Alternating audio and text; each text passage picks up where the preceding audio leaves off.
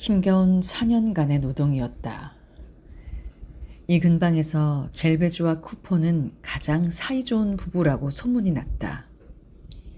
아내는 포코니의 부인의 가게에서 12시간 일을 하고 집을 일수짜리 동전처럼 깔끔하게 하면서 조석으로 집안 식구들의 식사 준비를 했다.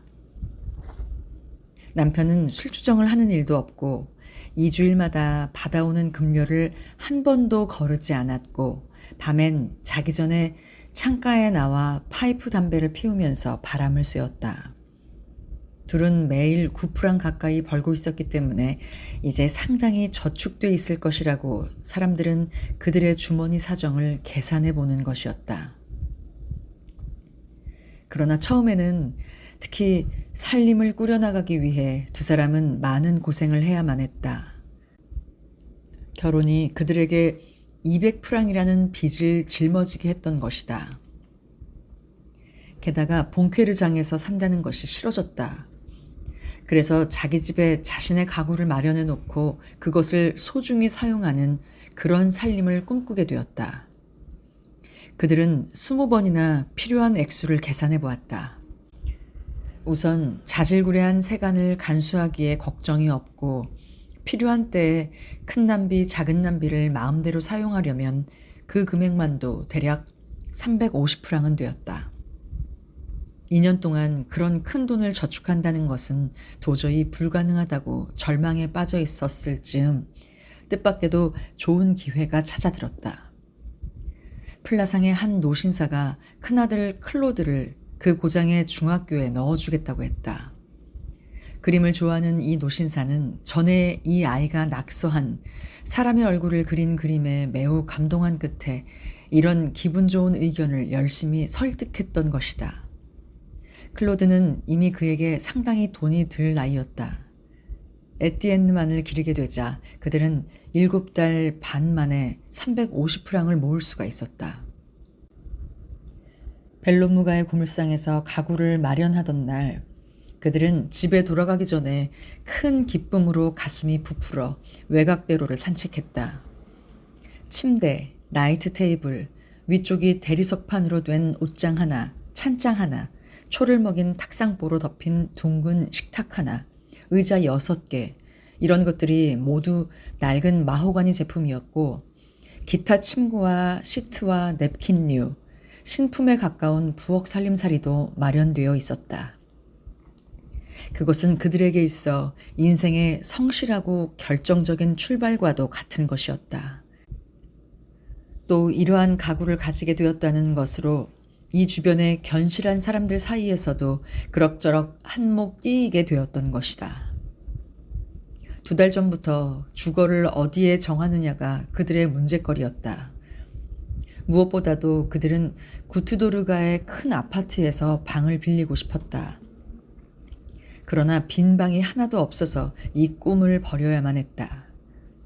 실인즉 젤베지는 마음속으로 별로 섭섭하게 생각하지 않았다. 로리웨 부부와 이웃에 사는 것이 몹시 두려웠기 때문이다. 그래서 그들은 다른 곳에서 찾아보았다. 지극히 당연한 일이었지만 쿠포는 포코니의 부인의 가게에서 멀지 않은 곳을 고르려고 했다. 젤베지가 쉽게 오갈 수 있게 하기 위해서였다. 이리하여 마침내 의외의 것을 발견했다. 구트도르의 새로 난 거리에 세탁소 바로 건너편에 넓은 침실이 하나, 작은 방이 하나, 그리고 부엌이 달린 집을 찾아냈던 것이다. 그것은 작은 2층 건물로 매우 가파른 계단 위에 오른편과 왼편에 오로지 방이 1개씩 있었다. 아래층에는 마차 임대업자가 살고 있었고 대로로 난 넓은 안마당에 여러 개의 곳간에는 도구류가 들어있었다. 젊은 신부는 그곳이 아주 마음에 들어 시골집에 돌아온 기분이었다. 이웃엔 시끄러운 여자들도 없고 두려워해야 할 험담도 없는 마치 성체 뒤에 있던 플라상의 골목길을 연상케 했다. 게다가 마음만 먹으면 그녀는 일터에서 다리미를 든 채 고개를 들어도 자기 집 창을 볼 수 있었다. 이사는 4월 말에 이루어졌다. 이때 젤베즈는 임신 8개월이었다. 그래도 그녀는 대단한 원기를 보이면서 거뜬히 이사를 마쳤다. 그녀는 뱃속의 아기가 귀여운 손을 뻗쳐 자기에게 힘을 주는 것 같이 느꼈다. 쿠포가 그녀를 좀 누워서 쉬게 하려 해도 그녀는 도무지 응낙치를 않았다. 정말 못 견딜 지경이면 눕겠노라고. 식구가 하나 더 늘면 더욱더 열심히 일해야 하기 때문에 언제나 그런 날이 올지 막막하다고 했다. 이런 식으로 그녀는 혼자서 집에 청소도 하고 남편을 거들어 가재도구를 정돈하기도 했다. 그녀는 집안의 세간에 대해서는 종교적인 기분으로 다루었다.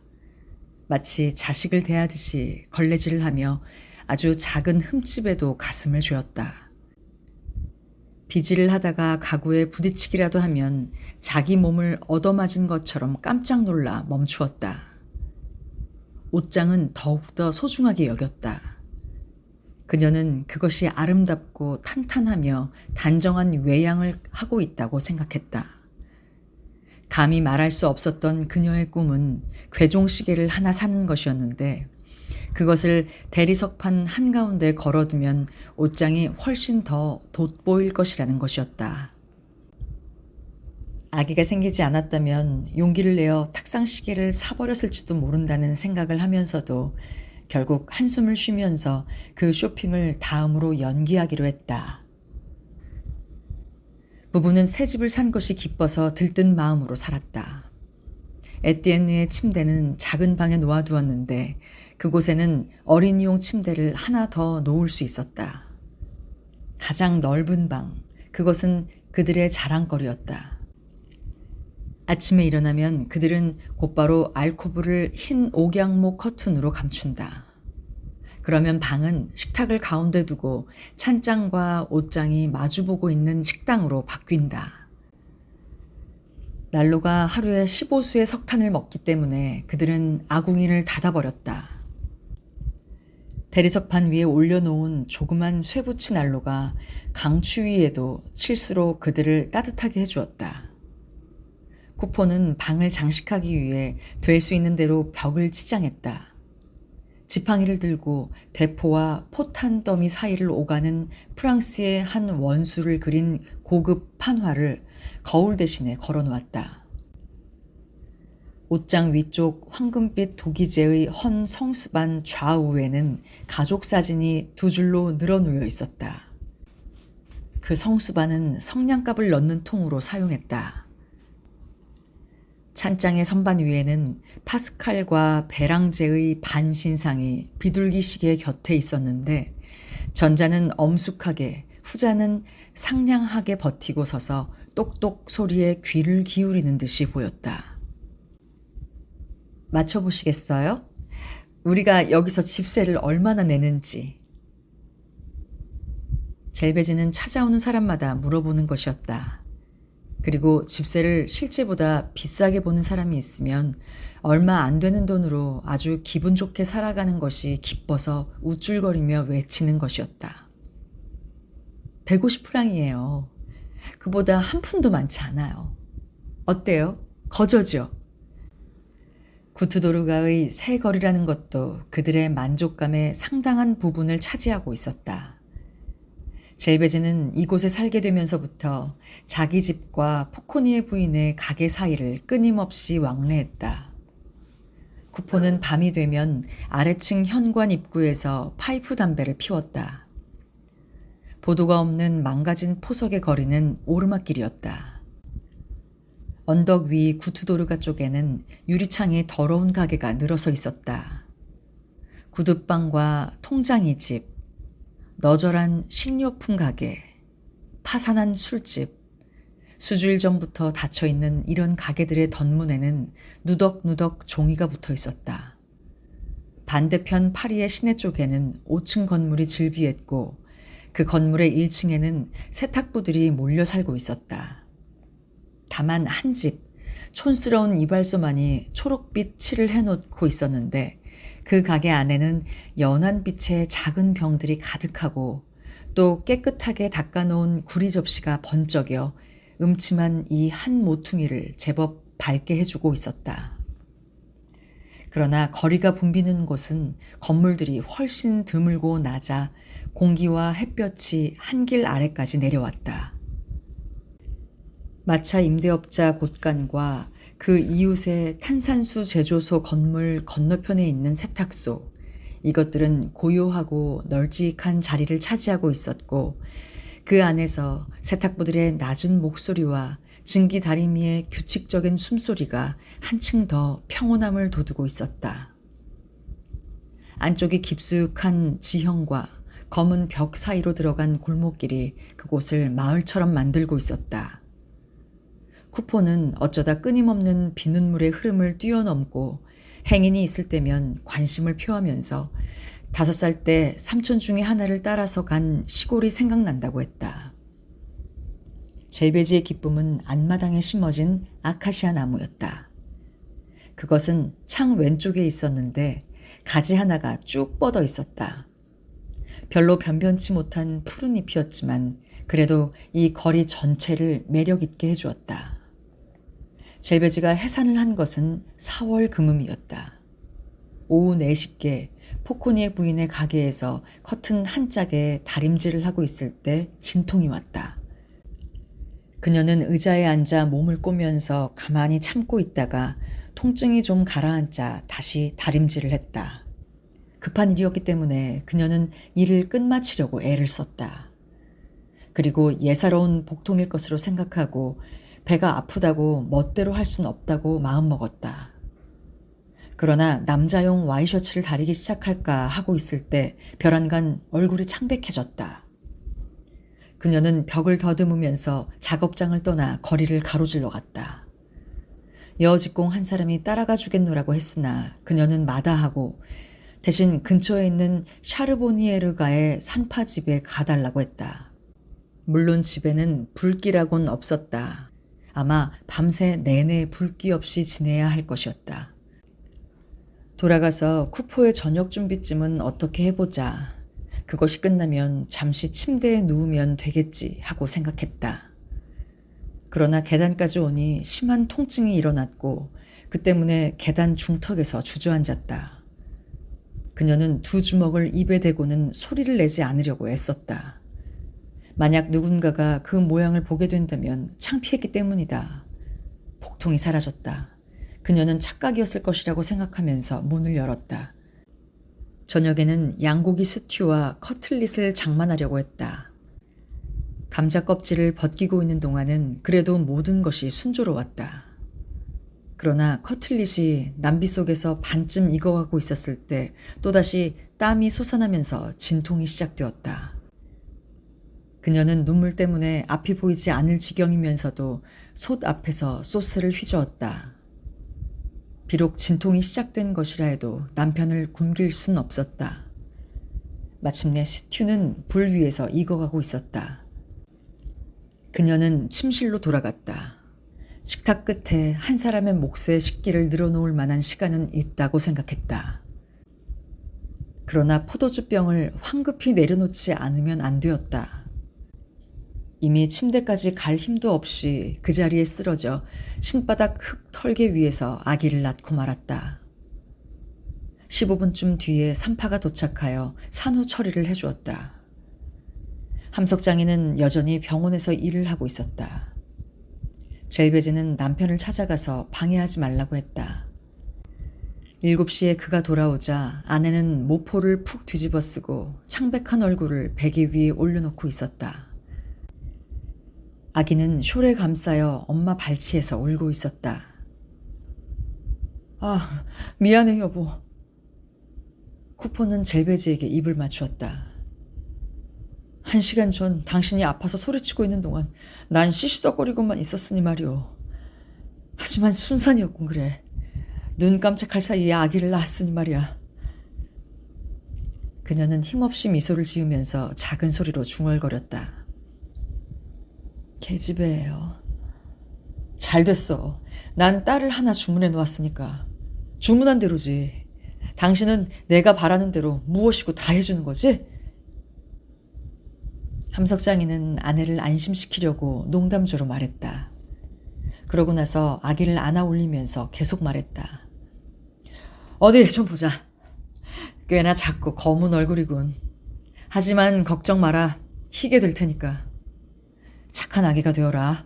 이상한 여자가 되지 말고 엄마 아빠처럼 성실한 사람이 되어야지. 젤베지는 매우 진지한 표정으로 아기를 바라보았다. 그러나 그 눈은 점차 슬픔으로 흐려졌다. 그녀는 고개를 가로저었다. 그녀는 사내 아이를 갖고 싶었으리라. 사내라면 이 파리에서 언제라도 그럭저럭 살아갈 수 있을 것이고 큰 위험을 무릅쓰지 않아도 될 것이기 때문이었다. 산파는 쿠포의 손에서 아기를 빼앗아야만 했다. 젤베지에게도 말하는 것을 금했다. 산모 곁에서 이렇게 떠드는 것만도 몸에 좋지 못한 것이었다. 그러자 쿠포는 자기 어머니와 로리웨 부부에게 알릴 필요가 있다고 말했다. 그러나 배가 고파서 우선 저녁밥을 먹고 싶었다. 그래서 남편이 직접 준비를 하고 부엌으로 스튜를 가지러 가고 큰 접시에 담긴 것을 그냥 곧바로 먹고 빵을 찾지 못하는 것을 보자 산모는 매우 마음이 괴로웠다. 산파가 말려도 그녀는 울상이 되어 이불 속에서 몸을 비틀었다. 식사 준비가 안 되었다는 것은 괴로운 일이었다. 그녀는 진통 때문에 준비를 미처 끝내지 못하고 땅바닥에 주저앉아 버린 것이었다. 가련하게도 남편이 맛없는 식사를 하고 있는데 자기는 천연덕스럽게 자리에 누워있다니 필경 못마땅한 계집이라고 생각하겠지. 적어도 감자가 잘 익었는지 간이나 잘 맞추어졌는지 그녀는 전혀 생각이 나질 않았다. 말을 하지 마셔요. 산파가 큰 소리로 말했다. 아무리 당신이라도 내 아내가 애태우는 것을 말릴 수는 없을 거요. 당신이 여기 없다면 아내는 틀림없이 일어나서 내게 빵을 잘라줄 거요. 당신은 어리석기도 하지. 가만히 누워있으면 돼. 몸을 망치면 안 되지. 그러다가는 일어날 때까지 2주일은 걸리겠어. 스튜가 무척 맛이 있는데?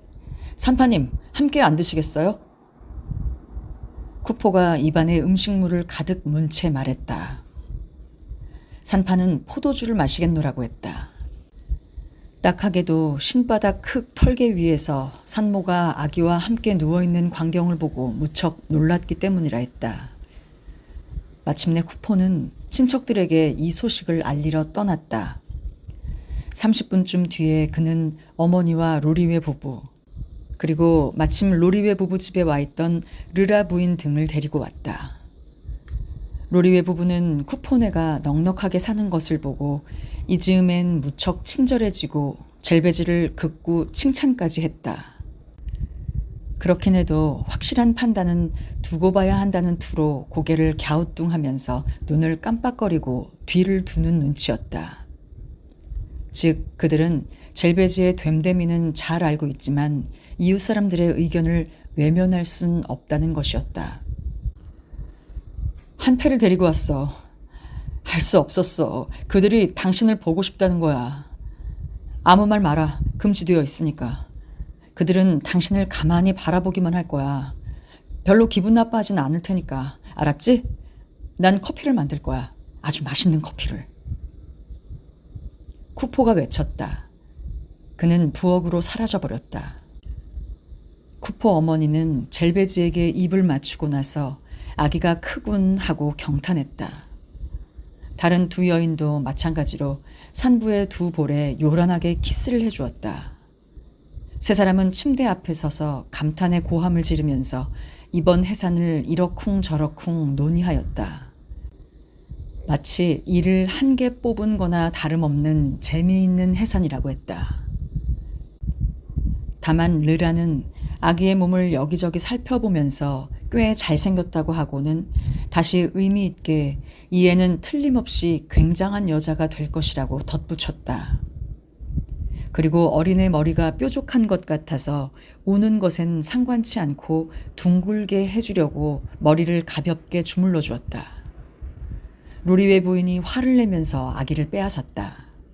아직도 머리가 연한데 그렇게 주물러대면 그것만으로도 벌써 좋지 못한 버릇을 아기에게 심어주는 것이라 했다.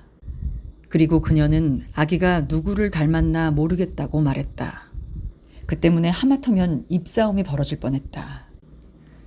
여자들 뒤에서 목을 내밀고 있던 로리웨가 몇 번이고 되풀이해서 말했다. 이 애는 쿠포를 전혀 닮지 않았어. 코 언저리가 겨우 닮았을까 말까 할 정도지. 정말 엄마를 빼놓듯 닮았는걸. 특히 눈이. 틀림없이 이런 눈은 우리 집안엔 없는 눈이야. 그러는 동안 쿠포가 도무지 나타나질 않았다. 부엌에서 그가 솥과 커피포트와 싸우고 있는 소리가 들렸다. 젤베즈는 조바심을 쳤다. 커피를 타다니 남자가 할 일이 아니었다. 그래서 그녀는 큰 소리로 커피 타는 방법을 남편에게 가르쳐 주었다. 엄격하게 말리는 산파의 소리도 듣지 않았다. 쿠포가 커피포트를 들고 들어왔다. 그 보따리 좀 치워주셔요.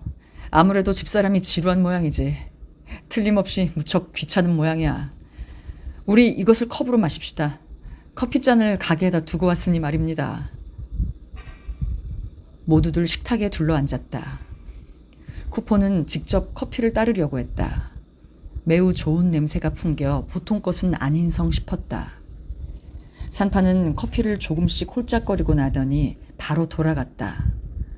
모든 것이 순조로우니 이제 자신은 있을 필요가 없다 했다. 만일 밤에 경과가 좋지 않으면 자기를 불러달라는 것이었다. 그녀가 아직 계단을 다 내려가기도 전에 로리웨 부인은 산파가 술꾼이고 쓸모없는 여자라고 내리깎았다. 커피엔 각설탕을 4개나 넣었고 산모 혼자 해산하게 해놓고 15프랑씩이나 받아먹었다고 했다.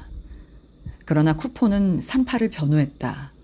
즉 자기는 기꺼이 15프랑을 치를 것이며 결국 그런 사람들은 젊어서 공부를 많이 했으니까 비싸게 받는 것도 당연하다고 했다. 이어서 로리웨와 르라 부인의 말다툼이 시작되었다. 로리웨는 사내 아이가 원이라면 침대 머리를 북쪽으로 두어야 한다고 주장하고 그 말을 듣던 르라 부인은 그런 말은 어린애 속임수라면서 다른 방법을 가르쳐 주었다. 즉 양지 쪽에서 뜯은 싱싱한 쐐기풀 한 줌을 아내가 모르게 요 밑에 감춰 놓으면 된다는 것이었다. 식탁은 침대 옆에 붙여 놓았었다. 젤베즈는 점차 피로가 더해가는 것을 느끼면서도 10시까지 베개 위의 얼굴을 모든 사람 쪽으로 돌리고 미소를 지으며 어리 빠져 있었다. 눈도 보이고 귀도 들렸지만 말 한마디나 손짓 하나 할 힘도 없었다. 마치 자신이 죽어버린 것 같은 느낌이었지만 그것은 조용한 죽음으로써 그 죽음 밑바닥에서 다른 사람들이 살아있는 것을 바라보는 것은 즐거웠다. 때때로 아기의 울음소리가 굵은 목소리 사이를 누비며 들려왔고 어른들 목소리는 그 전날 샤펠거리의 반대쪽 끝에 있는 봉휘가에서 일어난 살인사건이 화제가 되어 이야기가 한없이 계속되는 것이었다. 잊고 모두들 돌아가려고 생각했을 때 세례 이야기가 나왔다. 로리웨 부부는 대부 대모가 되어주겠노라고 했다. 뒤에서는 씁쓸한 얼굴을 했지만 만일 젊은 부부가 그들에게 그것을 부탁하지 않았더라면 그야말로 끔찍한 얼굴을 했을 것이다. 쿠포로 말하자면 아기에게 세례를 줄 필요성을 인정치 않았다. 그런 짓을 해보았자 1만 프랑의 연금을 이 아기가 받는 것도 아니고 오히려 감기만 걸릴지도 모를 일이다. 사제 따위와는 상대를 하면 할수록 손해다. 그러자 쿠포 어머니가 그런 그를 이교도로 취급했다. 로리웨 부부는 영성채 빵을 먹으러 갈 정도는 아니었지만 신앙심은 있다고 자랑했다. 좋다면 일요일에 하자고요. 사실장이가 말했다.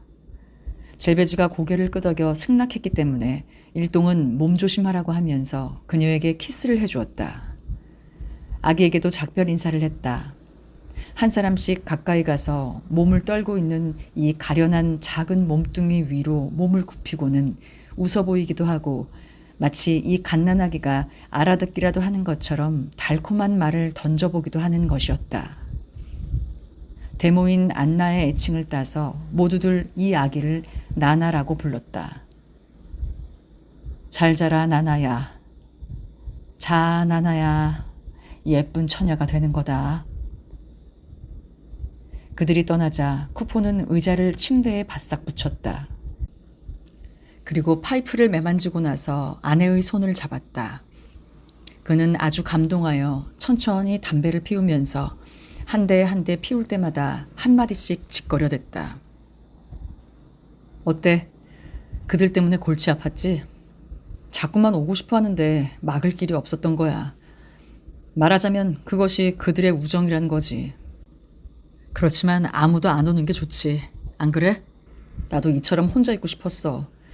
늘 밤은 지독히도 길게 느껴지는구먼. 가엾게도 꽤나 아팠겠지.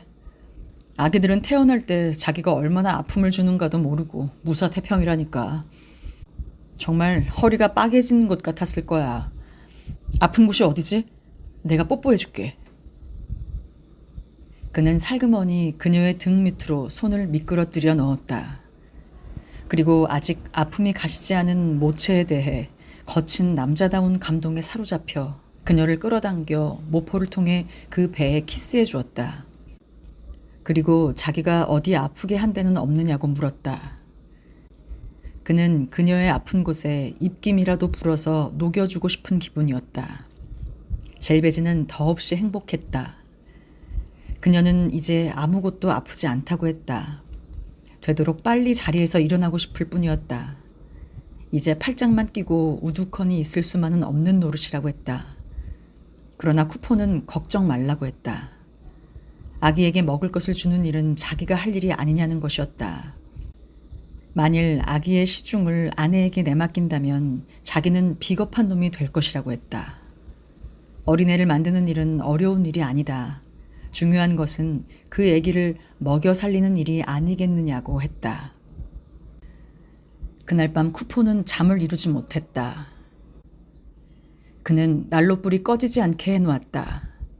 1시간마다 일어나서 미지근한 설탕물을 몇 술씩 아기에게 먹여야만 했다.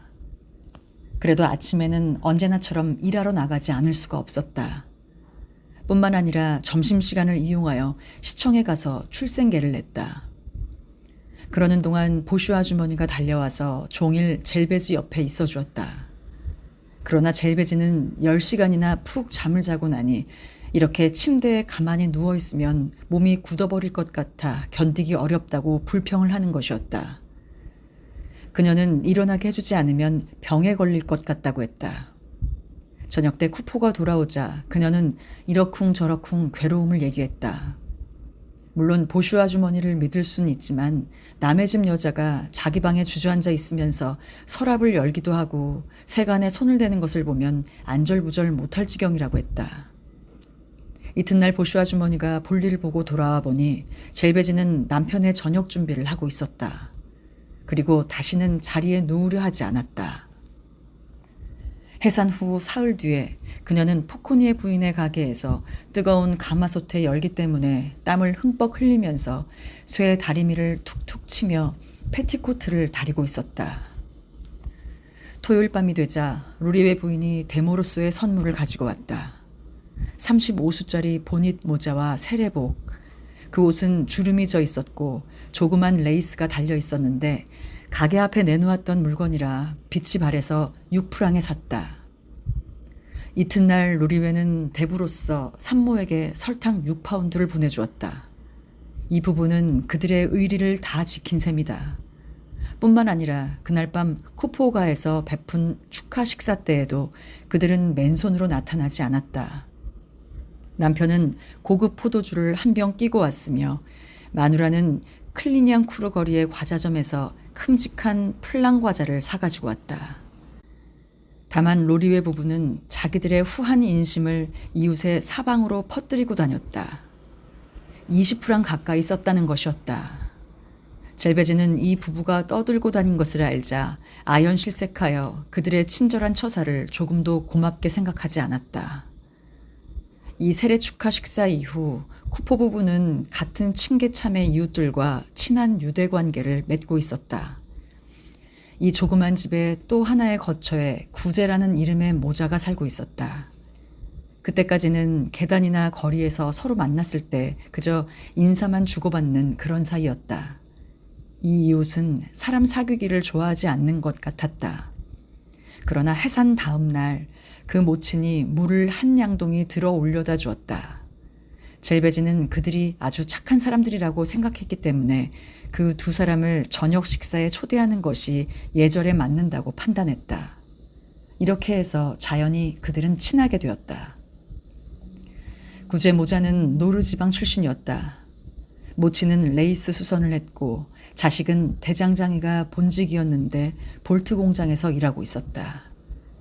그들은 5년 전부터 층계참 건너편 방에서 살고 있었다. 그들의 생활에서 볼 수 있는 조용한 평화의 배후에는 지나간 옛날의 슬픔이 숨겨 있었다. 리일에서 붙인 구제가 어느 날 몹시 취한 끝에 동료 한 사람을 철봉으로 때려 죽였고 이어서 감옥에서 손수건으로 목매 죽었다. 이런 불행이 있은 뒤 과부와 아이는 파리로 나왔으나 이 비극이 항상 머리에서 떠나질 않아 엄격한 성실성과 언제나 변함없는 친절과 용기로서 그것을 보상하고 있었다. 그들의 태도에는 다소간 자존심이 섞여 있었다.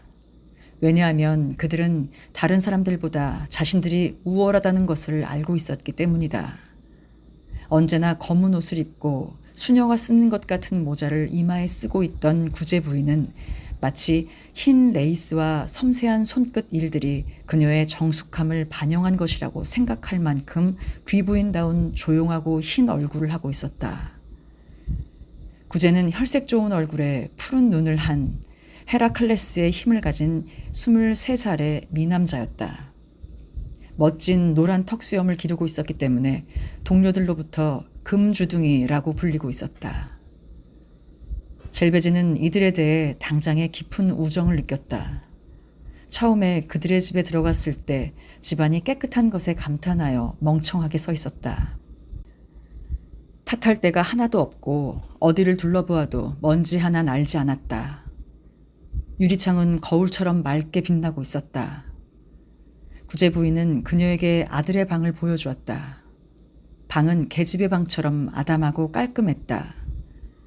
구제 부인이 말한 바에 의하면 아들은 마치 큰 아기 같아서 밤에 책을 읽다가 피곤해지면 이런 그림을 보고 즐긴다는 것이었다. 창가에서 둥근 수투를 집어들고 다시 일을 시작한 이 이웃 여자 옆에서 젤베지는 1시간 동안이나 자기를 잊고 있었다. 거기에 있는 것을 즐거워하고 레이스에 꽂는 수백 개나 되는 바늘에 흥미를 느끼며 이 섬세한 손끝 일들이 조용함을 곁들이고 있는 이 거처의 청결한 냄새를 호흡하고 있었다. 구제 일가는 사귀면 사귈수록 가치 있는 사람들이었다. 그들은 매일 상당히 많은 수입이 있었고 2주일에 한 번씩 수입의 4분의 1 이상을 은행에 예금했다. 동네에서 사람들은 그들을 만나면 인사를 했고 또한 그들의 예금이 화제에 올랐다. 구제는 단 한 번도 구멍난 옷을 입은 일이 없었으며 일터로 나갈 때도 깔끔한 작업복을 입었다. 매우 예의가 발랐으며 딱 벌어진 늠름한 어깨를 하고 있으면서도 오히려 소심하기까지 했다. 거리 끝 외진 곳의 세탁부들은 그가 지나갈 때면 얼굴을 숙이는 것을 보고 재미있어 했다. 그는 여자들의 천박한 얘기를 싫어했고 여자들이 외설스러운 말을 짓거리는 것도 좋아하지 않았다. 그런데 어느 날 그가 술이 취해서 돌아온 일이 있었다. 그러자 구제 부인은 나무라는 대신에 아버지 초상화 앞에 그를 앉혔다. 그것은 서툴게 그린 초상화였지만 장롱 안에 소중히 간직해 두었던 것이었다. 이 훈계 이후 구제는 자기에 맞는 적당한 주량밖에는 마시지 않았다. 그렇다고 술을 싫어한 것은 아니었다. 노동자에겐 술이 필요한 것이니까. 일요일엔 모자가 팔짱을 끼고 나들이를 했다. 뱅센느 방면으로 가는 길이 가장 많았다. 또 어떤 때는 극장으로 데리고 가기도 했다. 어머니는 아직도 그의 정열의 대상이었다. 그는 어린애 같은 말투로 어머니와 얘기했다. 머리에는 분별력이 생기고 몸은 쇠망치를 휘두르는 억센 일로 꽉 다져져서 묵직하게 보이긴 했지만 그는 큰 동물이었다. 지적인 면에선 좀 둔하게 보였지만 그래도 선량한 사나이였던 것이다. 처음에 그는 젤베즈를 만나면 무척 수줍어했으나 몇 주일 지나자 친숙해졌다. 그는 세탁물 보따리를 방까지 들어다 주려고 그녀를 기다리기도 하고 갑자기 친숙한 태도로 그녀를 누이로 대접하기도 하면서 그녀를 위해 그림 오리기를 만들어주기도 했다. 그런데 어느 날 아침 그는 노크 없이 문을 열었기 때문에 반은 벗은 채 목둘레를 씻고 있는 젤베즈와 맞닥뜨렸다. 그래서 일주일 동안 그는 정면으로 그녀를 바라보지 못했고 그 때문에 그녀도 그와 만나면 얼굴을 붉히게 되었다. 카시스도령은 파리 사람 특유의 달변으로 금주둥이를 바보 취급하고 있었다. 진탕 마시지 않는다든가 보도에서 계집애들의 콧등에 숨결을 내뿜지 않는 것은 좋다고 하더라도 하지만 남자는 역시 남자여야만 한다는 것이었다. 그렇지 못한다면 일찌감치 여자의 패티코트나 입는 것이 옳다는 것이었다. 그는 구제가 동네 여자라면 누구에게나 곁눈질을 한다고 비난하면서 젤베즈 앞에서 그를 놀려댔다. 그러자 구제는 기를 쓰고 변명했다. 이런 일이 있었어도 이 두 노동자는 사이좋은 친구가 돼 있었다. 아침엔 서로 불러가며 함께 일터로 나갔고 때로는 집에 돌아가기 전에 맥주를 한 잔 마시기도 했다. 세례 저녁 식사를 한 이래로 그들은 서로 반말을 할 정도가 되었다. 왜냐하면 말을 할 때 언제나 당신하고 부르다가는 얘기가 길어지기 때문이었다.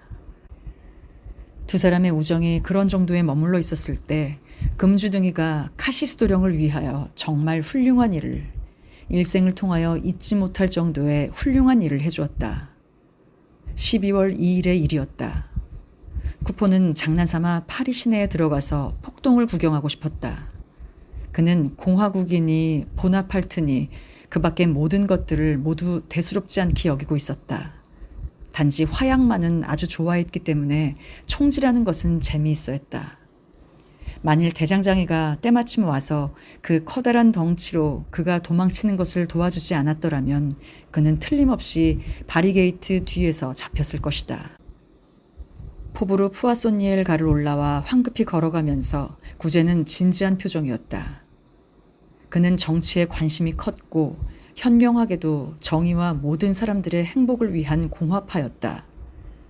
그렇다고 총질을 하는 따위의 행동은 하지 않았다. 그 이유로서 그는 이렇게 말하는 것이었다. 즉 민중은 부르주아들을 위해 자신의 수족에 화상을 입으면서까지 불 속에 밤을 주어준다는 그런 멍청한 짓은 이제 지긋지긋하다. 2월과 6월이 좋은 본복이다. 그래서 이제부터 변두리의 자기들은 시내의 부르주아들이 멋대로 놀게 놔두는 게 좋을 것이란 이야기였다. 이리하여 푸아소니엘가에 다다르자 그는 몸을 돌려 파리를 바라보았다. 그렇다고 해도 저기서는 하기 싫은 일을 해치우고 있었다. 언젠가 민중은 팔짱을 낀 채 아무것도 하지 않았다는 것을 후회할지도 모른다. 그러나 쿠포는 비웃으며 의회의 멍청이 같은 놈들에게 25프랑의 일당을 주기 위해 목숨을 내거는 노새들은 어리석기 짝이 없는 것이라고 했다. 그날 저녁에 쿠포 부부는 구제 모자를 식사에 초대했다. 식후에 카시스도령과 금주둥이는 서로의 뺨에 2번씩 긴 키스를 했다. 두 사람은 이제 생사를 넘어선 친구가 된 것이었다. 3년간 이 두 가족의 생활은 층계참 양쪽에서 아무런 일 없이 흘러갔다. 젤베즈는 기껏해야 주당 이틀만 쉬면 되도록 꾸며서 딸아이를 키웠다.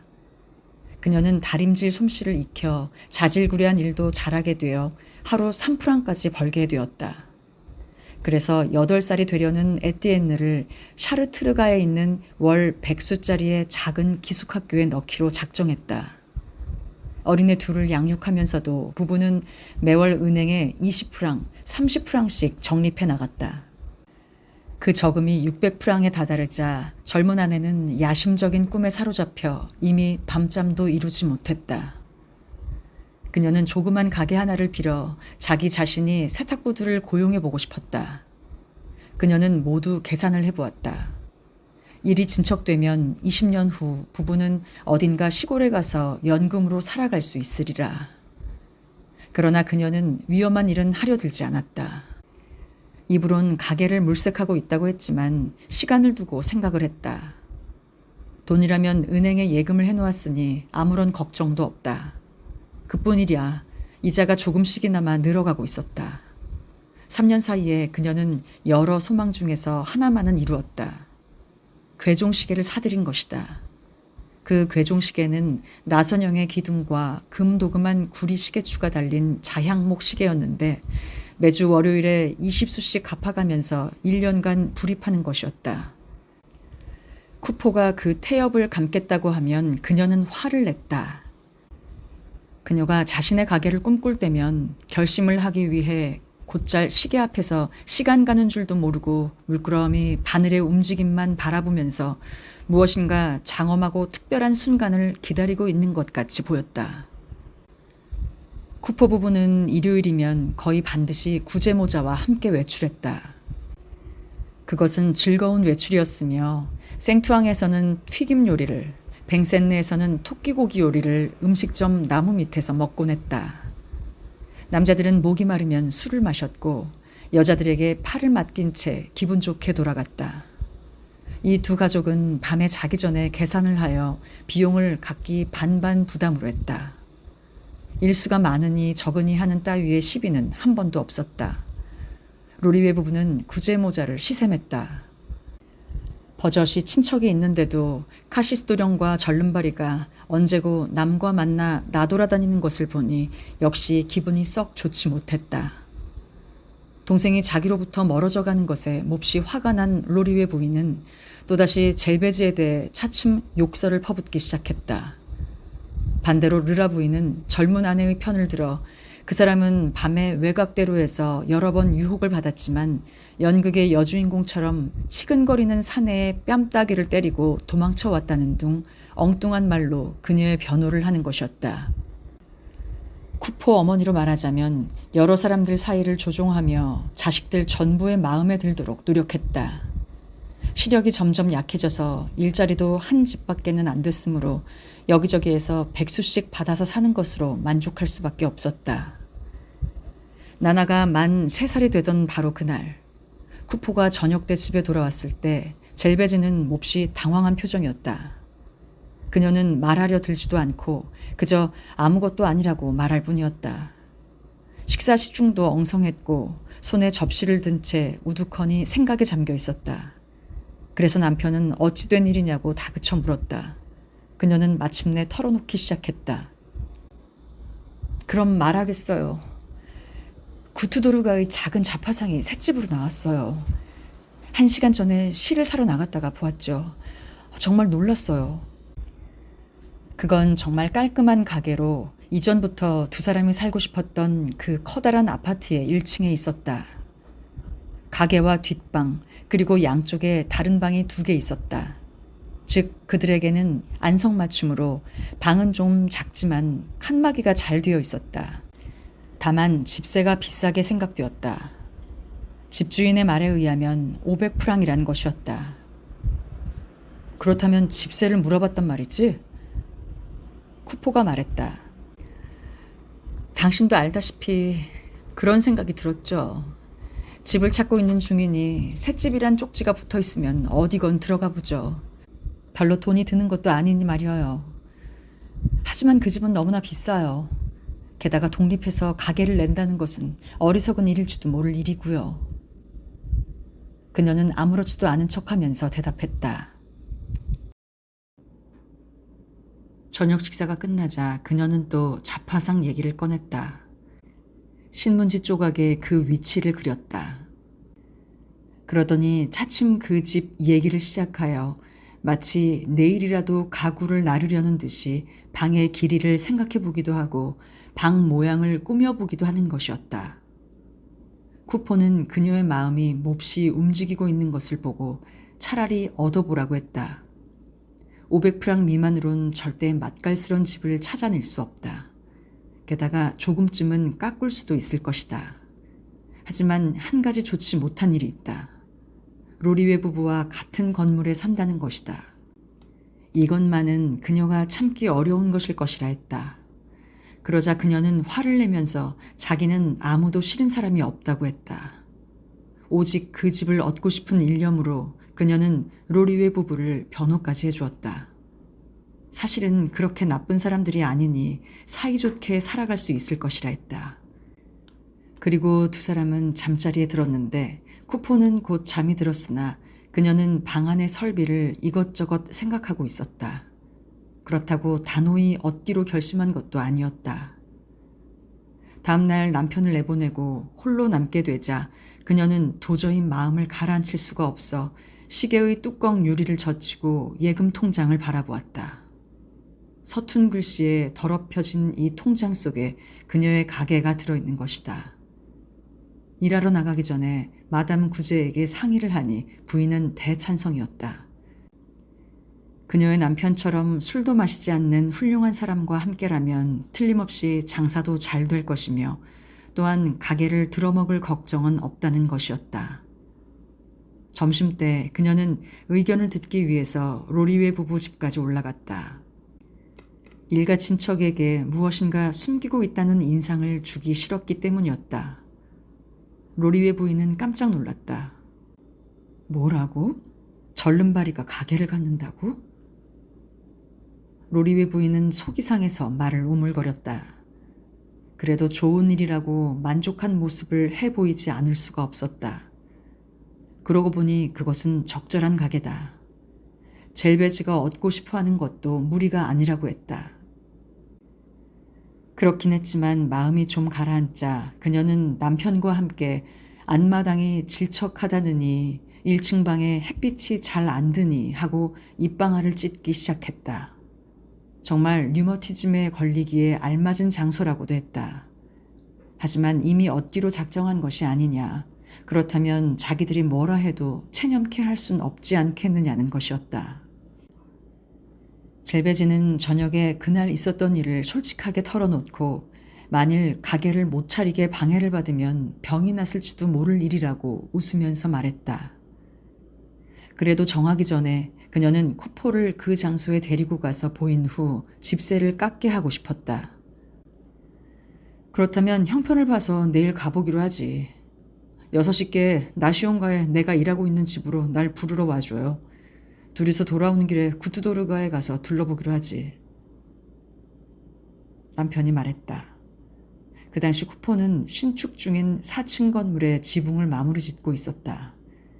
그날은 마침 마지막 몇 장의 함석을 깔기로 되어 있었다. 거의 평평한 지붕이었기 때문에 그곳에 작업판을, 즉 발판 2개의 넓은 송판을 걸쳐 놓았다. 5월의 아름다운 태양이 서쪽 하늘로 넘어가면서 여기저기 지붕 위의 굴뚝을 황금색으로 물들이고 있었다. 그리고 훨씬 위 밝은 하늘 속에서 함석장이는 마치 가게에서 반바지를 재단하는 재단사처럼 작업대에 엎드려 큰 가위로 함석을 조용히 자르고 있었다.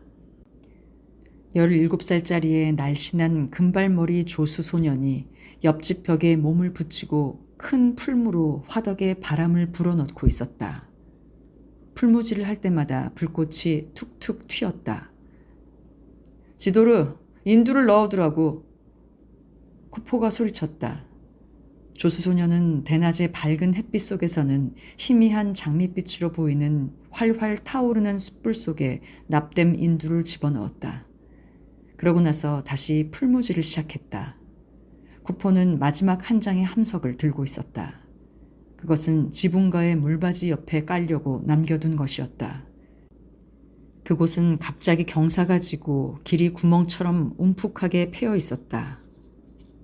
함석장이는 자기 집에 있는 것처럼 헝겊신을 신고 발을 질질 끌면서 와 꼬마 염소님 이라는 노래를 휘파람으로 나지막하게 부르며 나갔다. 구멍 앞에 오자 몸을 살그머니 미끄러뜨리며 한쪽 무릎으로 굴뚝 벽돌에 굳건하게 버티고 보도 중간의 허공에 몸을 띄웠다. 한쪽 다리는 공중에 늘어져 있었다. 게으름뱅이 지도리를 부르기 위해 몸을 젖혔을 때 그는 눈 아래가 보도였기 때문에 벽돌 기둥 한 귀퉁이를 잡았다. 야, 느림보 녀석, 빨리 해. 인두를 달란 말이다. 이 빼빼 녀석아. 네가 아무리 하늘을 쳐다봐도 종달새 구이가 하늘에서 떨어져 내리진 않아. 그러나 지도르는 서둘지 않았다. 근처의 지붕이며 그르넬르 쪽의 파리 중심부에 서려 있는 굵은 연기를 흥미롭게 바라보고 있었다. 불이 난 것인지도 모를 일이었다. 그러나 그는 배를 깔고 구멍 위로 머리를 내밀었다. 그리고 쿠포에게 인두를 넘겨주었다. 쿠포는 함석에 납땜질을 시작했다. 한쪽 엉덩이로 앉기도 하고 한쪽 다리에 발톱 끝으로 서기도 하고 손가락 하나로 매달리기도 하면서 언제나 균형을 잡으며 몸을 구부렸다 폈다 했다. 그는 태연자약하고 뻔뻔스럽고 익숙해져 있어서 위험 따위는 개의치 않았다. 속속들이 다 알고 있는 일이라 도로 쪽이 오히려 자기를 두려워한다고 했다. 그는 파이프를 입에서 놓지 않았기 때문에 이따금 돌아다보고 길바닥에 천연덕스럽게 침을 뱉곤 했다. 보슈 아주머니! 보슈 아주머니! 그가 벼란간 소리쳤다. 그는 보슈 아주머니가 차도를 건너고 있는 것을 본 것이다. 그녀는 목소리의 주인이 쿠포라는 것을 알았다. 그래서 지붕과 보도 사이에서 대화가 시작되었다. 그녀는 코를 하늘로 치켜들고 두 손을 앞치마 밑에 숨기고 있었다. 쿠포는 이미 일어서서 왼팔을 굴뚝에 휘어감고 몸을 아래로 굽혔다. 내 아내를 못 보셨어요? 그가 물었다. 아니요, 못 봤어요. 여기에 오기로 했나요? 수희의 아주머니가 대답했다. 날 부르러 오기로 했죠. 그런데 댁엔 모두들 안녕하신가요? 네, 고맙습니다. 시원찮은 건 나지요.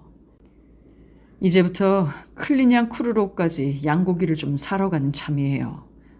뮬랭루지 근처의 푸주에선 16수를 줘야 산답니다.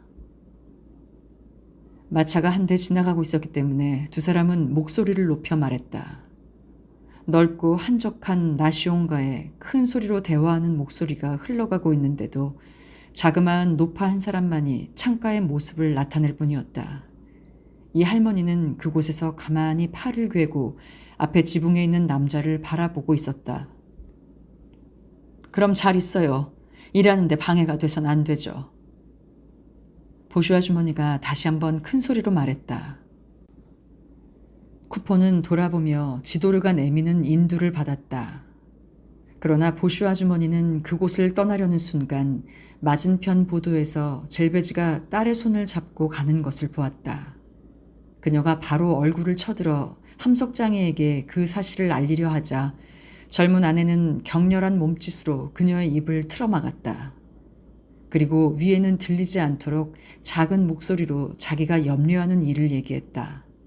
즉 갑자기 자기가 나타나서 남편이 당황하여 떨어지면 큰일이라는 것이었다. 그녀는 4년간 일터로 그를 찾아간 일이 꼭 한 번 있었다. 하늘과 땅 사이에 참새도 날지 않을 것 같은 곳에 남편이 있는 것을 보면 전신에 피가 솟구치는 것 같다고 했다. 하기사 기분 좋은 일은 아니겠죠. 우리 집 그 양반은 재단 사이니까 그런 무시무시한 생각에 대해서 난 모르지만요. 보슈 아주머니가 중얼거렸다. 처음엔 말이죠. 아침부터 밤까지 두려운 생각뿐이었어요. 그분이 머리가 터져서 들것에 실려가는 것이 언제나 머리에서 떠나지 않는 거예요. 지금은 그렇게 전처럼 생각하진 않게 되었지만요. 사람이란 무엇에건 익숙해지는 법인가 봐요. 먹고 살기 위해선 돈도 벌어야 하니까요. 빵값이란 정말 비싼 것이죠. 왜냐하면 아직 갈 차례도 아닌데 언제나 생명을 내걸고 있으니 말이에요. 그녀는 입을 다물고 나나가 울까봐 스커트 속에 그 애를 감추었다. 그리고 새파랗게 질려서 자기도 모르게 바라보고만 있었다. 바로 그때 쿠포는 물바지통 옆에서 함석판 가장자리를 땜질하고 있었다. 그는 가능한 한 몸을 뻗어보았지만 끝에 다다를 수가 없었다.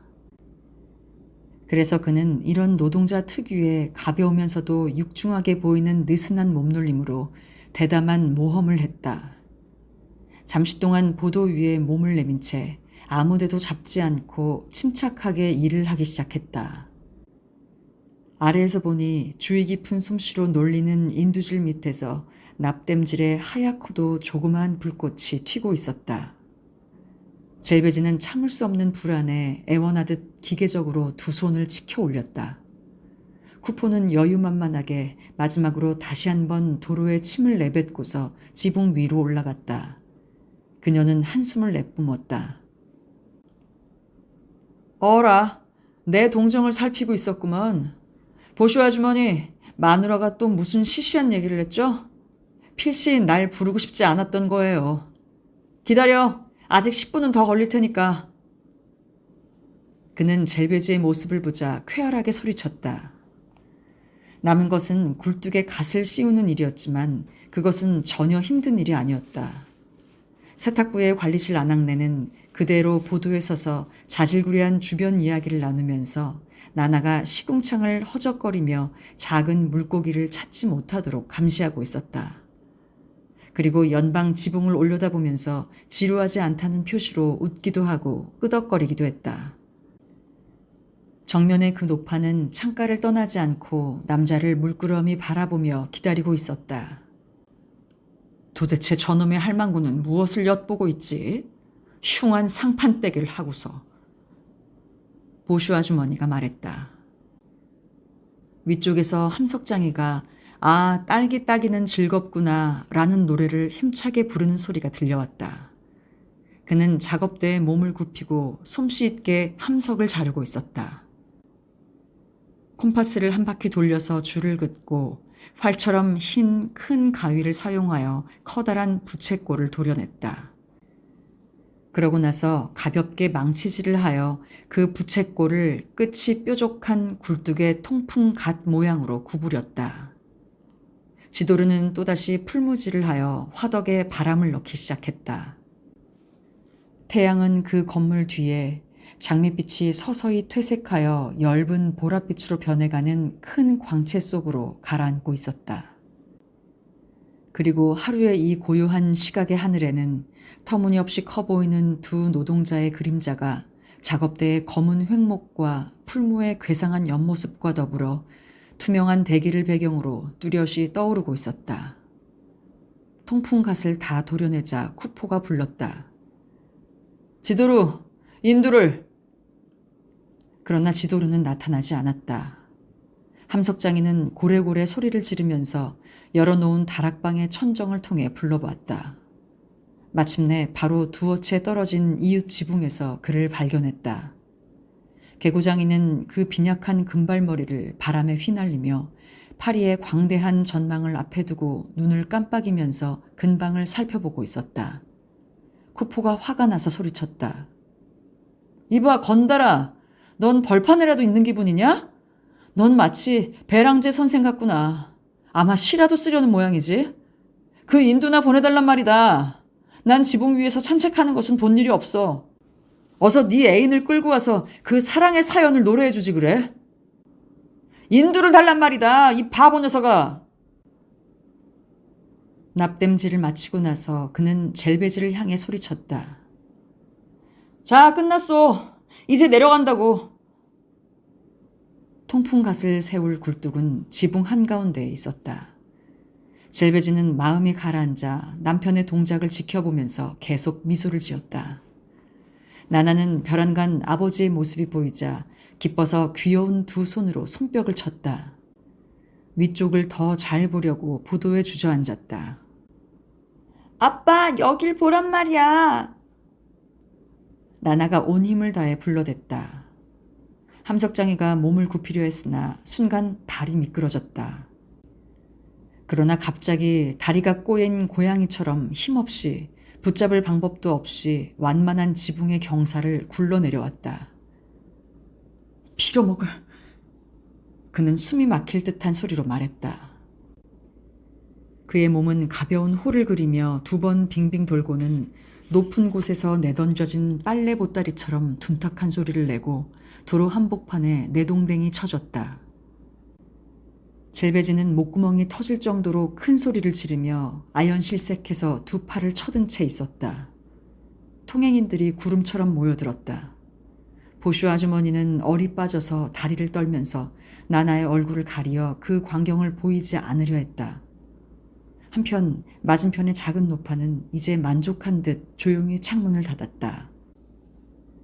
4사람의 남자가 푸아소니엘가 모퉁이에 있는 약국으로 쿠포를 옮겼다. 사람들이 라리부아지에르 병원으로 들 것을 가지러 간 동안 그는 1시간 가까이 약국 한가운데서 모포 위에 누워 있었다. 아직 숨은 쉬고 있었으나 약제사는 고개를 흔들었다. 젤베즈는 땅바닥에 무릎을 꿇고는 아무것도 눈에 보이지 않는 얼빠진 사람이 되어 끊임없이 훌쩍이고 있었다. 기계적인 동작으로 손을 내뻗어 남편의 손과 발을 살그머니 만져보았다. 그러고는 약제사의 눈치를 살펴보며 손을 움츠렸다. 만지면 안 된다고 했기 때문이다. 그러나 잠시 후 그녀는 남편의 몸에 온기가 남아있나 확인해보지 않고는 못 견뎠기 때문에 그것이 그를 위해 해봐야 할 일이라고 믿고 다시 만져보았다.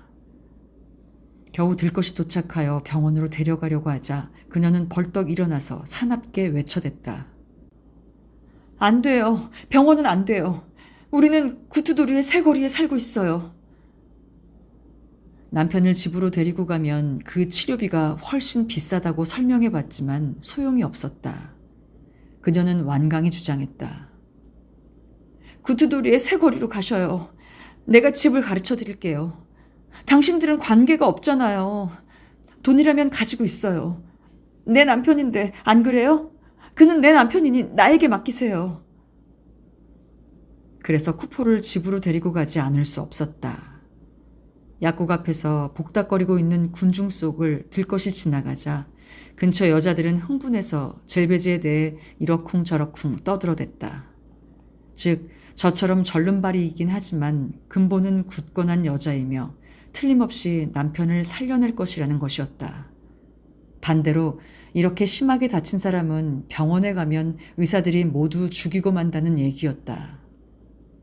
보슈 아주머니는 나나를 자기 집으로 데려다 놓고 되돌아와서 흥분하여 떨면서 사고 내용을 매우 상세하게 떠들어대고 있었다. 나는 양고기를 사러 가는 중이었어요. 거기서 떨어지는 것을 봤지 뭐예요. 어린애 때문이었어요. 그 아이를 보려는 순간 쭈루루 미끄러진 거예요. 아유 정말이지 그런 건 2번 다시 볼 게 못 돼요. 그러나 이 양고기는 사러 가야 해요. 일주일 동안 쿠포는 위독한 상태였다. 집안 식구나 이웃 사람들도 모두 미구에 그가 숨을 거둘 것이라고 생각했다. 진찰을 하러 온 의사는 한 번 왕진에 100수나 받는 비싼 의사였다. 그는 내상을 염려하고 있었다. 내상이란 말에 모두들 겁을 먹었고 근처에서는 함석장이가 그 충격으로 심장이 틀어져 버렸다고 떠들어댔다.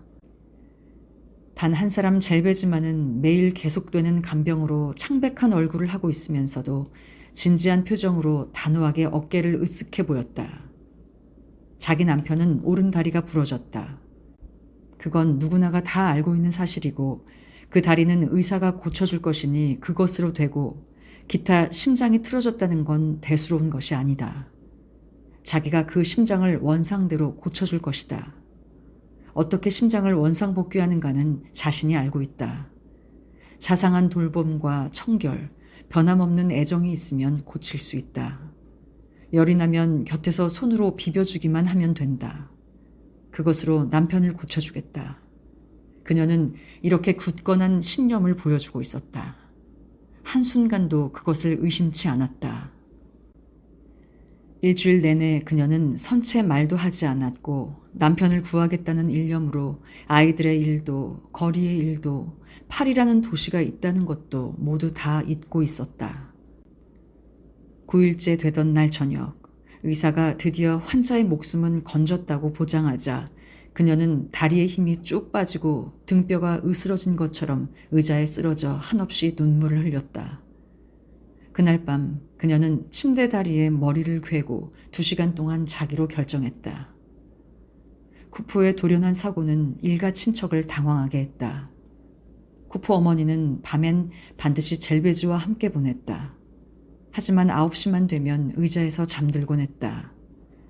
르라 부인은 밤마다 일터에서 돌아오는 길에 매우 먼 길을 우회하면서까지 차도가 있나 알아보러 들리곤 했다. 로리웨 부부는 처음엔 하루에도 2-3번씩 찾아와서 간호를 자청하기도 하고 젤베지를 위해 안락 의자까지 갖다 주기도 했다. 그러나 얼마 안 가서 환자의 간호 방법 때문에 싸움이 벌어졌다. 로리웨 부인은 어떤 식으로 간호해야 좋은지 자신은 잘 알고 있기 때문에 지금까지 많은 사람을 구한 일이 있다고 주장했다. 그녀는 또 젤베지가 동생의 침대에서 자기를 밀어내어 멀리하려 든다고 비난했다. 쿠포가 위험 상태에서 벗어난 것을 보자 젤베지는 이때까지처럼 심하다 할 정도로 남편의 병상을 독점하는 걸 중단했다. 이제 남편이 죽을 염려가 없었기 때문에 안심하고 사람들이 접근하게 놔두었다. 일가 친척들이 방 안에 몰려들었다. 함석장이가 잠들어 있는 동안 로리웨 부부는 젤베지를 멍청이라고 깎아내렸다. 남편을 집에 데리고 왔기 때문에 회복이 무척 늦어졌으며 병원에 들어갔더라면 2배는 더 빨리 일어날 수 있었을 것이라는 것이었다. 로리웨는 자기라면 라리부아지에르에 입원하는 것을 1초도 주저하지 않았을 것이라고 했다. 그 증거로 어디든 좀 아픈 데가 있어 봤으면 하기도 했다. 로리웨 부인은 병원에서 퇴원한 어떤 부인을 알고 있었다.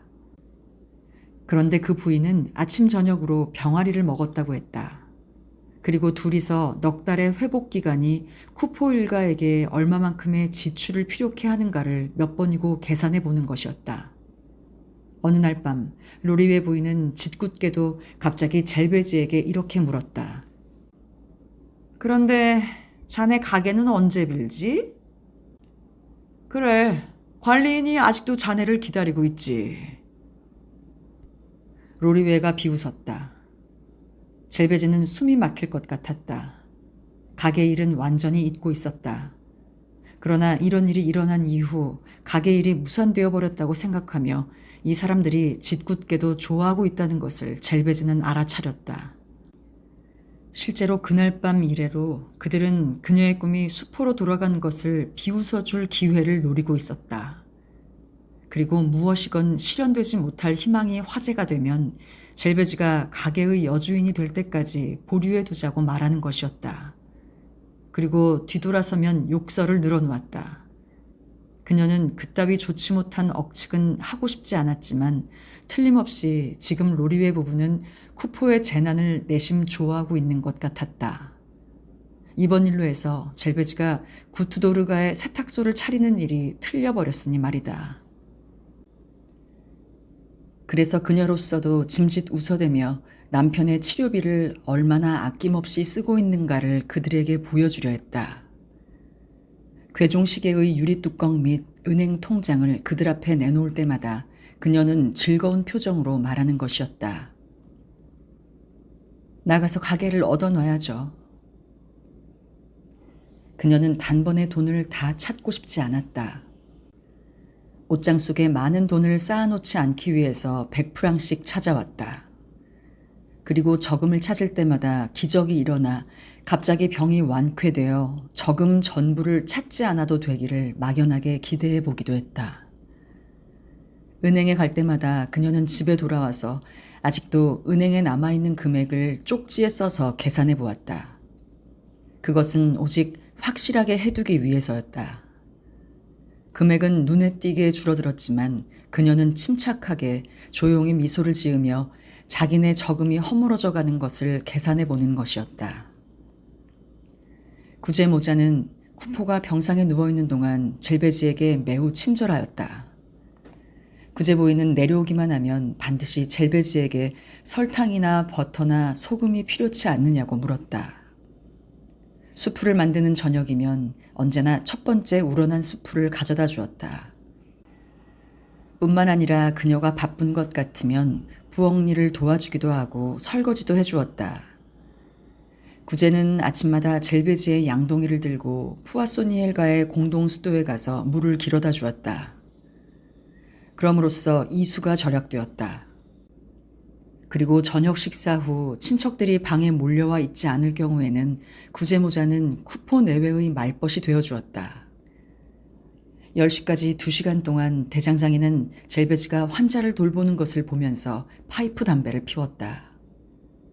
그는 그날 저녁 10마디도 하지 않는다.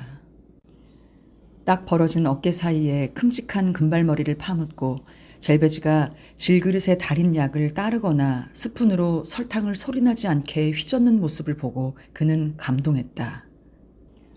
그녀가 모포를 침대가에 말아 넣기도 하고 쿠포를 다정한 말로 격려하는 것을 보고는 마음이 움직였다. 이렇게 충실한 여자를 본 일이 없다. 발을 절고 있는 것도 조금도 우습지 않다.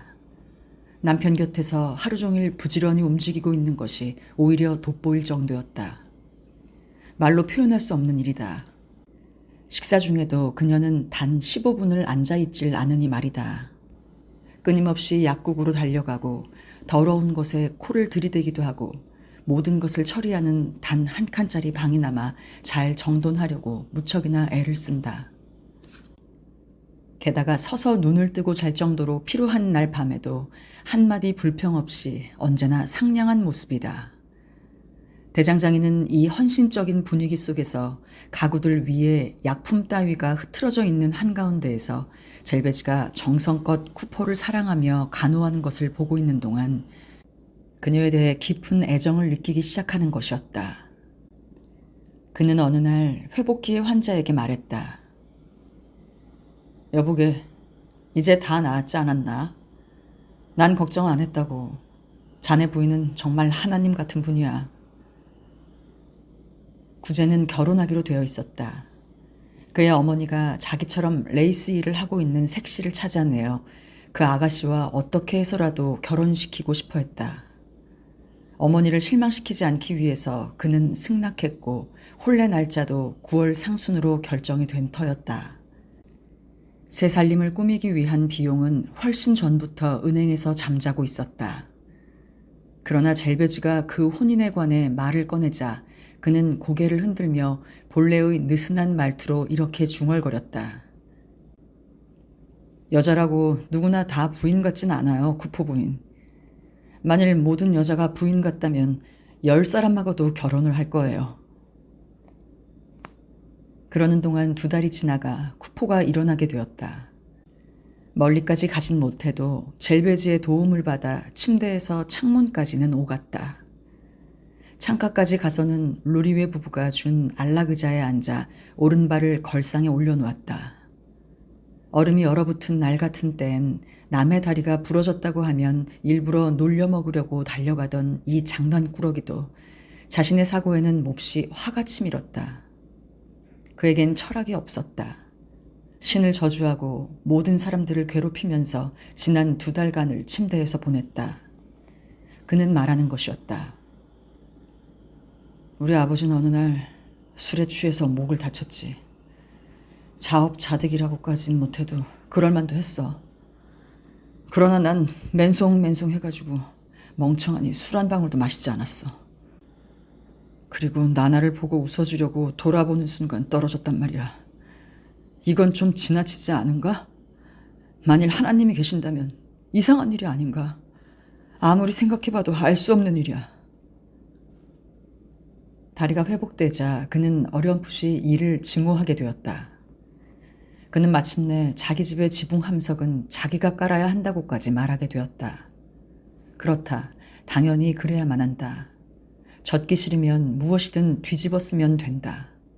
그러고 나서 그는 보다 더 그럴싸하고 위험이 적은 다른 직업, 말하자면 고급 가구를 제조하는 일을 배우지 않은 것을 후회했다.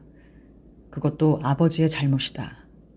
아버지란 어리석어서 자식에게 기어이 자신의 직업을 강요한다는 좋지 못한 버릇이 있다. 또다시 2달 동안 쿠포는 목발을 짚고 다녔다. 처음엔 거리에 나가서 입구에서 파이프 담배를 피울 정도였다. 다음으로 외곽대로까지 양지 쪽으로 어슬렁거리기도 하고 벤치에서 몇 시간이고 보내기도 했다. 그는 쾌활성을 되찾았다.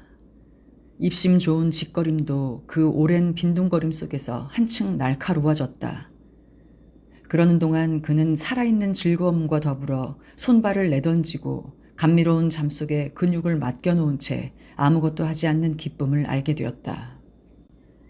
그것은 마치 회복기를 틈타서 그의 피부로 파고들어 그를 자극시켜 마비시키는 나태의 느린 정복과 같은 것이었다.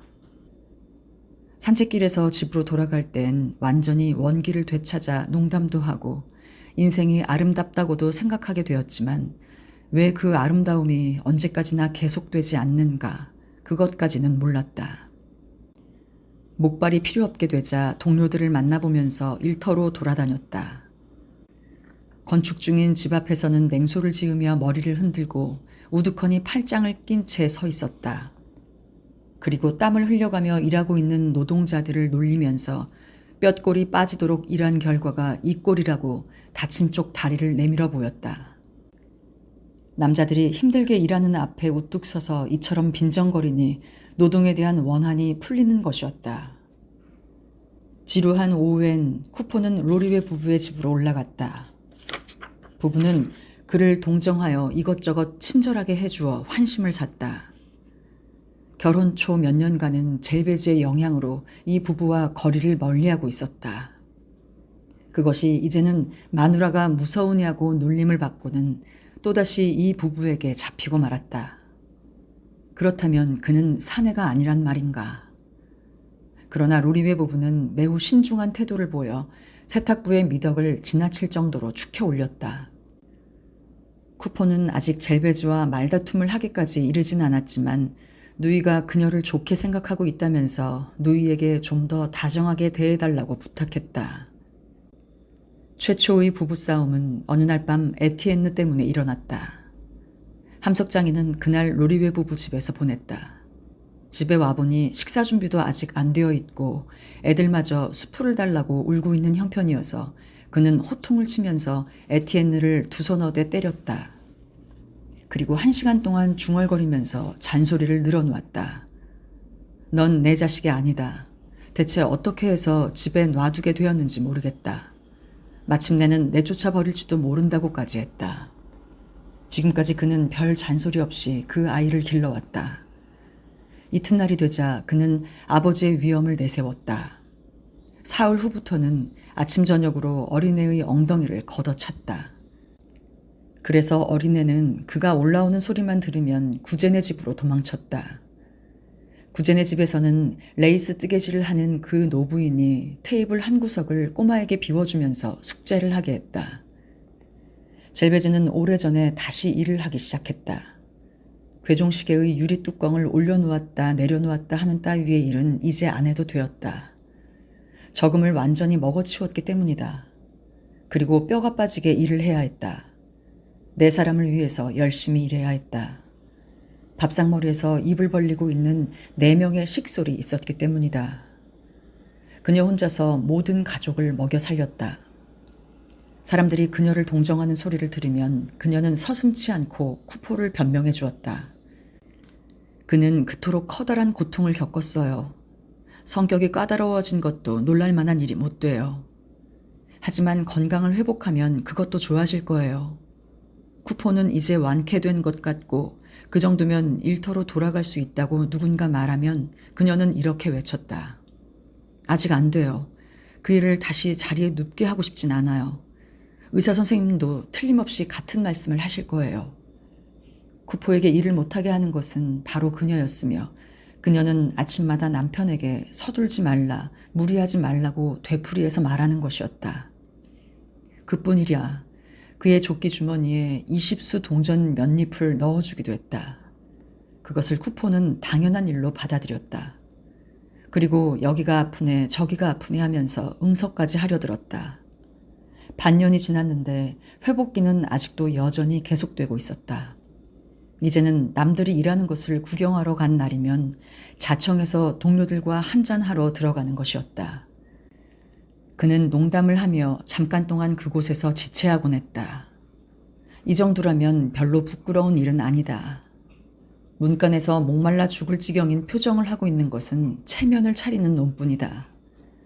이전에 모두들 날 놀려댄 것도 무리는 아니다. 포도주 한두 잔으로 사나이가 죽는 일은 절대로 없을 테니까.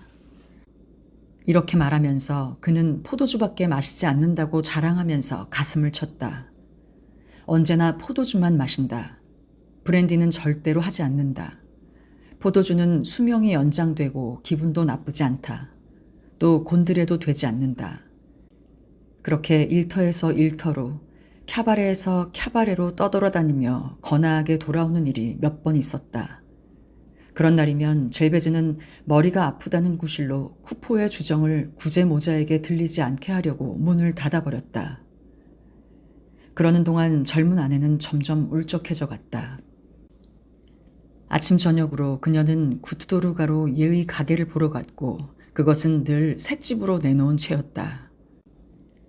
그러고 나면 그녀는 마치 어른으로선 할 수 없는 어린애 짓을 한 것처럼 사람의 눈을 피했다. 이 가게의 일이 또다시 그녀를 열중하게 하기 시작했다. 밤이 되어 불을 끄면 눈을 뜬 채로 그 일을 생각하며 금지된 쾌락이 지니는 매력을 맛보는 것이었다. 계산을 또 한 번 해보았다. 집세 250프랑, 도구와 설비비 150프랑, 2주일간의 생활비 준비금 100프랑, 합계 500프랑. 이것이 최저 금액이었다. 그녀가 계속 큰 소리로 이런 얘기를 안 한 것은 자기가 쿠포의 부상 때문에 없애버린 저금을 아까워하는 것처럼 생각할까 봐서였다. 그녀는 자기의 희망을 실수로 내뱉을 뻔하다간 어쩐지 천박한 것 같은 생각이 들어 말을 삼켜버리고 파랗게 질리는 때가 있었다. 이제 그렇게 큰 돈을 저축하려면 4, 5년은 일해야 할 것이다. 지금 당장 가게를 차릴 수 없다는 것이 그녀의 슬픔이었다. 쿠포에게 의지하지 않고 그가 일할 기분이 날 때까지 몇 달쯤 내버려 두었어도 살림살이는 그럭저럭 꾸려나갈 만했다. 또 그가 기분 좋게 돌아와서 1리터의 술턱을 낸 장화 녀석의 재미있고 우스운 얘기를 한바탕 늘어놓으며 노래를 할 때면 그녀도 간간히 밀어닥치던 공포로부터 해방되어 미래에 대한 확신을 가질 수 있었고 기분도 안정되었다. 어느 날 밤 젤베즈 혼자 집에 있었는데 구제가 들어오더니 여느 때처럼 곧바로 돌아가려 하지 않았다. 그는 자리를 잡고 앉아서 그녀의 얼굴을 바라보면서 담배를 피우고 있었다. 분명히 무엇인가 중요한 할 말이 있으면서도 적당한 말이 떠오르지 않아 이것저것 궁리해보고 있었다. 마침내 무거운 침묵 끝에 그는 결심을 하고 파이프를 입에서 떼고서 단숨에 이렇게 말했다. 부인, 내가 당신에게 돈을 구워드리게 해주십시오. 그녀는 옷장 서랍 위에 몸을 굽히고 걸레를 찾고 있었다. 그녀는 얼굴이 새빨개져서는 다시 몸을 일으켰다. 자기가 상대방의 자존심을 상하게 한 듯 그는 어색하게 웃었다. 그러나 그녀는 단호하게 거절했다. 그가 당황하여 계속 고집하자 그녀는 마침내 이렇게 소리쳤다. 하지만 당신의 결혼은 어쩌려고요? 당신의 결혼 비용을 빼앗을 순 없어요. 아, 그런 걱정은 마십시오. 난 결혼은 안 할 겁니다. 실은 좀 생각해 볼 일이 있어서 정말 당신에게 돈을 빌려드리고 싶어요. 그러자 두 사람은 다 함께 고개를 숙이고 말았다. 두 사람 사이에는 말은 없었지만 아주 감미로운 그 무엇이 있었다. 그리고 젤베즈는 그 제안을 받아들였다. 구제는 그의 어머니에게 미리 말을 해두고 있었다. 두 사람은 층계침을 질러가서 바로 어머니를 찾아뵈러 갔다. 레이스 직공은 자수틀 위에 그 냉정한 얼굴을 숙이고 있었는데 침중하고 약간 슬픈 기색이었다. 그녀는 아들에게는 반대하지 않았지만 이제 젤베즈의 계획에는 찬성하지 않았다. 그리고 그 이유를 분명히 말해주었다. 즉 쿠포가 타락했기 때문에 멀지 않아 그가 그녀의 재산을 들어먹게 될 것이라는 것이었다. 특히 회복기에 책 읽기를 가르쳐주겠다고 제안했다가 함석장이로부터 거절당한 일을 그녀로서는 용서할 수 없었다. 대장장이가 가르쳐 주겠노라고 했는데도 쿠포는 학문 따위는 세상을 마르게 한다면서 퇴짜를 놓았던 것이다. 이것 때문에 이 두 노동자는 서먹서먹한 사이가 되어 서로 상대방 일에 참견하지 않게 되었다. 하지만 구제 부인은 자기의 큰 아기에 애원하는 듯한 눈초리를 보고 젤베지를 친절하게 대해주었다. 이웃 부부에게 500프랑을 빌려주리라. 매월 20프랑씩 돌려받기로 하고 기간은 별도로 정하지 않기로 이야기가 되었다. 쿠포는 그 이야기를 듣고 웃으면서 큰 소리로 말했다. 이봐, 대장장이 녀석이 당신에게 눈짓을 하는 거야. 그래, 난 아무렇지도 않아. 녀석은 얼빠진 녀석이니까. 돈쯤이야 돌려줘야지. 하지만 정말 상대가 불황배라면 그 녀석 꼼짝없이 당하고야 말걸. 이튿날 쿠포 부부는 그 가게를 빌었다. 젤베지는 하루 종일 구투도르의 새 거리를 뛰어다녔다. 그녀가 다리도 절지 않을 정도로 들떠서 오가는 것을 보고 사람들은 그녀가 틀림없이 수술을 받았을 거라고들 했다.